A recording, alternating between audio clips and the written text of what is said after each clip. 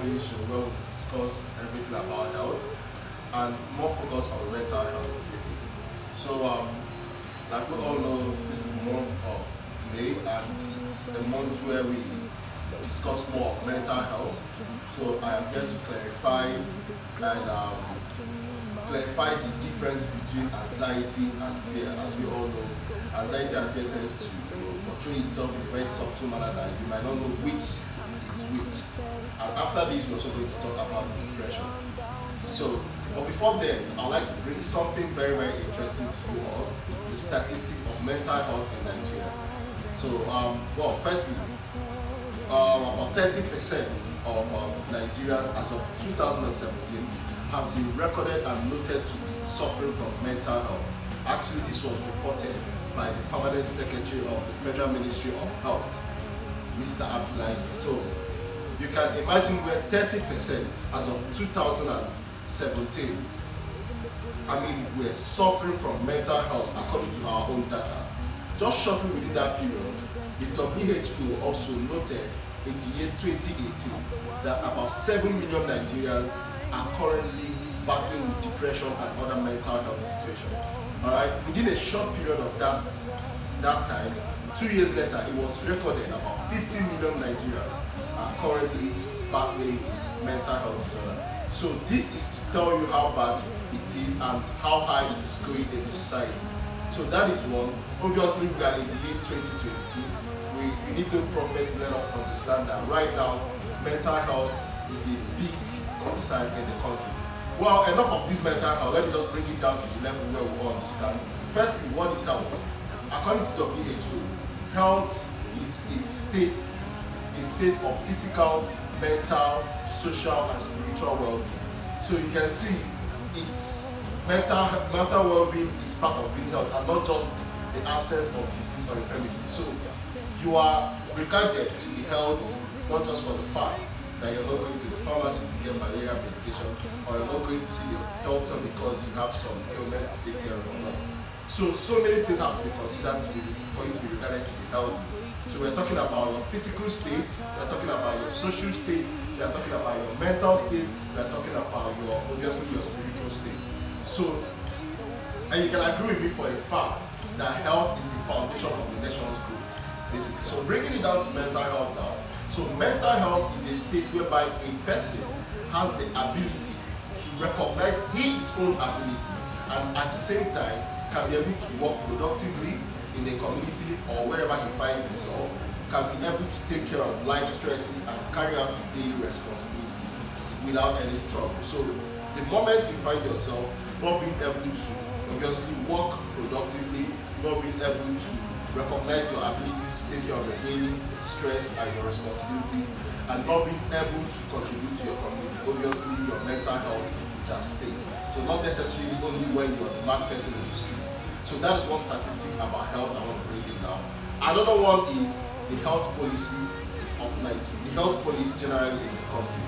So like we all know, several health policies have been propagated, has been brought out for it to pass as bill. Most of them have not been passed as bill, obviously. So that is another painful statistic about mental health in the country. Alright, so we're talking about here having Lunacy Act of 1958 as way back at 1958, whereby prerogative works have been used in the bill as well. And imagine a situation whereby you are being criminalized for trying to commit suicide as a result of a long-term depression. So I don't know about you, but for me, obviously, if I am being criminalized because I want to commit suicide, you've just given me a 1+ reason to understand that this world is not fair. So obviously, looking at the health policy in the country, there is extreme need for it to be reviewed because it's obviously not suiting the modern world in terms of mental health responsibilities in any nation. And trust me, mental health is the foundation of the growth of any nation. If your citizens are not mentally stable, definitely the nation is not going to grow. We all know that already. We are the leaders of tomorrow, right? So that is one aspect of that in terms of the statistics. Also, bringing it down to the budget allocation of mental health in the country. So it is clear to state that about 3.3% of the health budget goes to mental health. And you can imagine how that is actually very ridiculous because I mean, looking at a country whereby we're ranking around 15th in the world of depression and mental health situation, and also where we have just about 8 neuropsychiatric hospitals, there is need, I mean, for the government to do a lot to consider the mental health of the citizen. 3.3% going to mental health, and where 90% and above is going to the tertiary institution, where you have probably more focus on HIV, malaria, measles, and all sorts. But then this mental health is not being, more attention is not being given to it. Then lastly, I would like to bring in, obviously, Nigeria is a tribal environment, different ethnic groups, different beliefs. And you can see and understand that there are so many fallacies and myths about mental health. I mean, I'm talking about a situation whereby the next person next to you or the sister close to you is having a mental health challenge. And people, instead of trying to help out, would prefer to video and post it online, or probably to even avoid the person. So there are so many myths, even on the local level. People who have mental health challenges are suffering daily because their loved ones believe that these things are spiritual. Alright, so you see it's lots of statistics that are so painful when you start considering mental health challenges in Nigeria, and it's about time to pay lots of attention to it, because according to World Health Organization, mental health is going to get to the level whereby it's so common that it can get more common than malaria. Like I said earlier, I want to bring a clarification on anxiety and fear. Because these have a subtle way of looking alike, but actually both are not the same thing. Anxiety is totally different from fear. This being stated, I would like to jump into the major difference between anxiety and fear. Later on, I'll talk about depression. So anxiety and fear varies greatly. Right? So fear is a direct state of contact with a negative event or imminent negative event. So when it comes to a fearful state, right, it is already happening. It is not false. You're experiencing it. It's a present negative event about to happen to you. So a typical example would be, we're all seated here and all of a sudden you have acrobats walking here. Everyone is definitely going to be in a fearful situation. Alright, so you see yourself, your body starts moving, you want to escape the situation. Alright, but anxiety on the other end is future oriented, and you're going to be having a heightened preparation for what is not even about to happen, or what you're not even sure that will happen. So that's what anxiety is. And anxiety reaction mostly comes with avoidance, right? So you see yourself, you have anxiety and you're trying your best to avoid the situation. But when you're in a fearful state, you are trying your best to escape the situation. So anxiety and fear, both normal, simple, good human emotions. 2 people on this planet Earth that don't have anxiety and have never felt fear in their life. First person will be a dead man, because for the fact you have blood in your vein, you have emotions running in you, you're going to be anxious about certain things, you're going to be fearful about certain things. The second person will be a psychopath. You all know who psychopaths are. Psychopaths have no emotions, right? They are callous in their behavior, they are narcissist, dishonest, manipulative. So psychopaths are not necessarily people who have mental health problem. They are just people who don't have emotion and behave callously. So for the fact you're alive, you're obviously going to be anxious and you're going to have a fearful situation. But then it becomes a problem when these things occur frequently. That is where we can have anxiety disorder and we can have a fearful disorder actually. But majorly, for the fact you have anxiety and you have fear, it's a normal human emotion, right? So that brings me to the fact of the whole stigma that goes, well, that brings me down to the stigma we feel in the society about people who have anxiety and people who are fearful or people who have depression. I mean, just like someone who had a fracture. If you have a fracture, like every other health disorder, you have a fracture, obviously you want to look out for someone that can help you, an orthopedic doctor that can help you fix your own back. So it is with depression, so it is with anxiety, so it is with fearful state. Alright, so enough of the stigma and always reach out.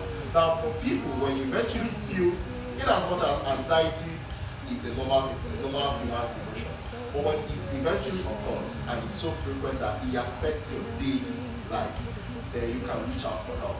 Alright? There's always need for you to reach out for help. Okay guys, so well, in summary now, the difference between anxiety and fear is this. So why anxiety makes you avoid the future-oriented negative event that is not even happening, fear puts you in the present state of the negative event. It is happening and you want to escape from it. So with anxiety, you're thinking about something that is not even happening to you at the moment, right? It's just you're thinking about what if I die? I mean, but you're not dead, right? So that is anxiety for you. You're thinking a future-oriented situation that might not even happen.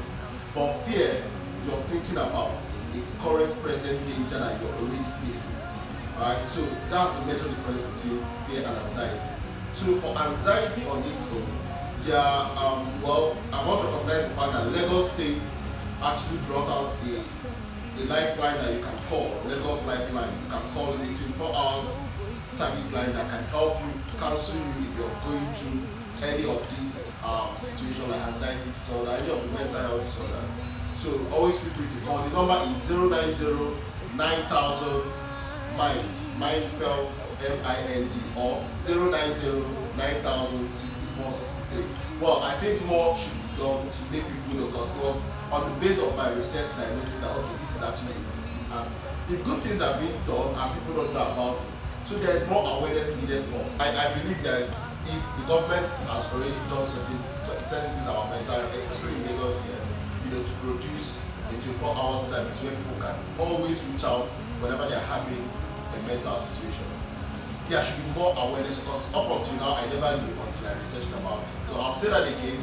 It is called Lifeline, and the number is 090 9000 MIND, mind, right? Or you can do 090 9000 6463. So I'm hoping people will maximize this as well, to reach out and ask for help if there is need for it. So now I'll just take it down to what is needed for you to do to help your mental state. So obviously there's some lifestyle adjustment that is needed for each and every one of us if you want to enjoy a good mental state. One of them is obviously having good sleep. Once you engage in good sleep, the brain gets relaxed and it's more like you recharge yourself from daily activities, right? And also diet. I mean, Socrates already said it. Let your food be your medicine, let your medicine be your food. So if you can eat more vegetable food, complex carbohydrates like rice, obviously I think we're already doing that, but incorporating more vegetables, veggies, and fruits in your meal, they contain very good ingredients that can always help your brain, to take care of anxiety and mental health situations. They help you, they are not replacing your drugs, okay? Obviously, exercise, you can't take out exercise, everyone is busy in Lagos, but then sedentary life doesn't pay anyone. When you exercise, your body releases some neurochemicals called endorphins. So endorphins and dopamines help you feel good about yourself. So imagine you start up running and then you say you're going to run 2 kilometers. Naturally, you're going to feel better by the time you end your 2 kilometers, because there's going to be this sense of accomplishment, which makes you feel vital and makes you feel in charge of your situation. So those are the lifestyle adjustments that we should all incorporate that can really help us. Then when it comes to supplements, there are certain supplements that when you get, obviously will help you with your mental health and managing anxiety and depression as well. So one of them is magnesium, right? When you take magnesium works with the neurochemicals in your brain to alleviate the stress, your daily stress. So that is how good magnesium is. Magnesium, about 250 micrograms daily, can always help you with some job. Magnesium has an effect for people who have difficulty sleeping. When you take magnesium, you see yourself, you feel relaxed, you feel calm, and you're able to sleep well.